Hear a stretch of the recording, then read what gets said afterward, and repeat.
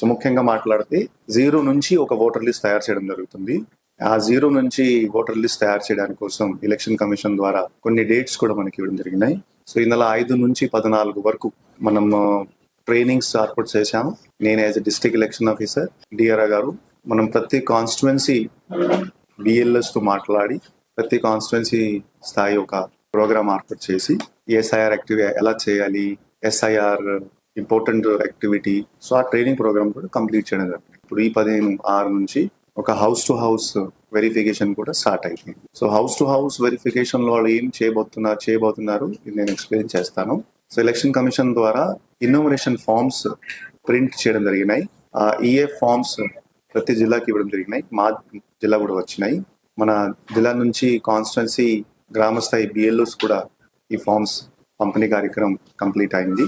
ఇప్పుడు ఈ ఫార్మ్స్ మనం డోర్ టు డోర్ జనాలకి ఇస్తున్నాం. ఎవరు ఓటర్ ఉన్నారు ప్రతి ఒక్క ఓటర్కి ఆ ఫామ్ ఇస్తున్నాం.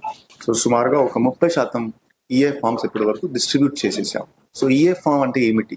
ఈఏ ఫామ్ అంటే ఇన్యూమరేషన్ ఫామ్. ఒక ఫామ్ ఎలక్టర్కి ఇవ్వడం జరుగుతుంది, వాళ్ళ కాపీ. ఒక ఫామ్ లో వాళ్ళు సంతకం చేసి మళ్ళీ బిఏలోకి ఇస్తారు. సో ఒక కాపీ ఒక ఓటర్ దగ్గర ఉంటుంది, ఒక ప్రూఫ్ లాగా ఉంటుంది. ఎస్, నేను మీకు ఈఏ ఫామ్ ఇచ్చాను. ఒక ఫామ్ కలెక్ట్ చేసేసి వాళ్ళ కలర్ ఫోటో తీసుకుని ఒక అండర్టేకింగ్ ఫామ్ ద్వారా తీసుకోవడం జరుగుతుంది. అండర్టేకింగ్ అంటే నేను నా ఐపిక్ నంబర్ ఇది, నేను ఎక్కడ ఉన్నాను, ఓటర్ కి ఎక్కడ ఓట్ కావాలంటే ఏం ఇన్ఫర్మేషన్ ఓటర్ ఇస్తున్నాను. సో మన పని అంటే ఏమిటి?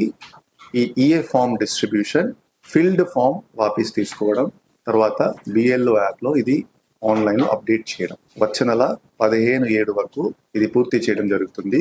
ప్రతి ఒక్క క్యాండిడేట్ కి ఏ ఫామ్ ఇస్తాం. వాళ్ళు డోర్ లాక్స్ ఉంటే కూడా ఒక కాపీ వాళ్ళ ఇంట్లో పెట్టిస్తాం. ఎక్కడెక్కడ లాక్ డోర్స్ ఉన్నాయి, మనిషి లేరు, మైగ్రేట్ అయిపోయారు, వాళ్ళ హౌస్ కి 3 సార్లు విజిట్ చేస్తాం. సో ఎవరు ఓటర్ మిగలకుండా ప్రతి ఓటర్ ఎన్రోల్ అవ్వాలి, ఎస్ఐఆర్ లో ఎన్రోల్ అవ్వాలి, ఆ పని చేస్తాం. బిఎల్ఓస్ కూడా న్యూట్రల్ గా ఉండాలి, మనకి ఏ పార్టీతో సంబంధం లేదు.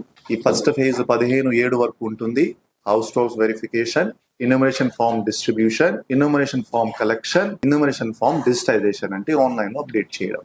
తర్వాత 21 నుంచి 29 ఒక సెకండ్ ఫేజ్. ఈ సెకండ్ ఫేజ్ లో ఫార్మ్స్ ప్రాసెస్ చేయడం, కొత్త ఓటర్స్ నమోదు చేయడం, ఫార్మ్స్ ఏమైనా డిలీషన్ సపోజ్ మిగిలింది అదే క్యారీ అవుట్ చేయడం. ఫార్మ్ 8 అంటే నా అడ్రస్ మారింది సార్, నాకు ఆ బూత్ లో కావాలి, నా వయసులో కొన్ని ఇష్యూస్ ఉన్నాయి, నా పేర్లో కొన్ని ఇష్యూస్ ఉన్నాయి, అటువంటి ఇష్యూస్ ఉంటే ఫార్మ్ 8. సో ఇది 27 నుంచి 29 మళ్ళీ కొన్ని పొలిటికల్ పార్టీస్ క్లెయిమ్స్ పెట్టుకోవచ్చు, అబ్జెక్షన్స్ పెట్టుకోవచ్చు, ఏమైనా పెట్టుకోవచ్చు. ఇది సెకండ్ ఫేజ్.